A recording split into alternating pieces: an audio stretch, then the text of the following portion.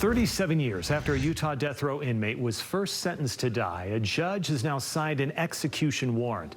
Ralph Menzies is now slated for the firing squad on September 5th. But as news specialist Andrew Adams learned in court today, his mental competency remains a question here. Right, Andrew? Yeah, his attorneys say he has dementia and his condition has actually worsened over the past couple of months. And so they're asking for a fresh look at his mental competency. There's now a hearing set for July 23rd. Now, Ralph Menzies was in court today looking relatively unaffected as he sat in a wheelchair. He was hooked up to an oxygen tank. His defense attorneys were arguing for a motion to stay Menzies' execution, saying Menzies couldn't identify his criminal charges and he's been using immature childlike language. They said there was a serious question whether Menzies meets statutory requirements. The judge ultimately denied their motion and signed off on a September 5th execution date, paving the way for Utah's first firing squad execution in 15 years. Just imagining what the state of Utah is hoping to do to him as he goes through this process, it's just inhumane. His life will be over in mere seconds. My mom, we don't know how long she stood there and suffered in that grove, how long she was, bled to death, and how much she felt.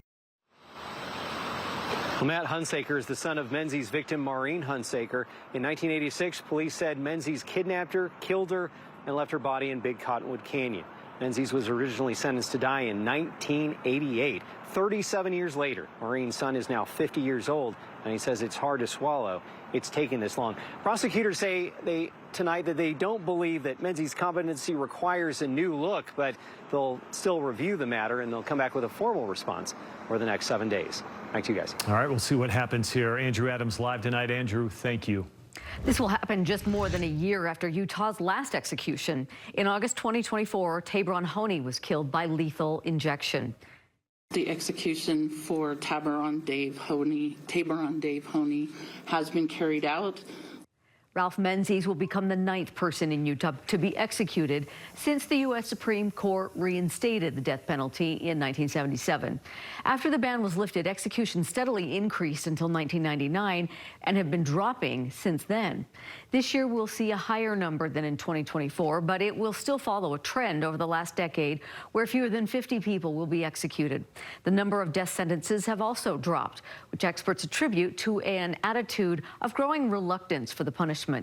In Utah, there are only 4 people on death row, including Menzies, and all of them are more advanced in age, following years and years of appeals. Our team will continue to follow this story closely. Make sure to continue tuning in on air and download the free KSL Plus app for breaking news on your phone.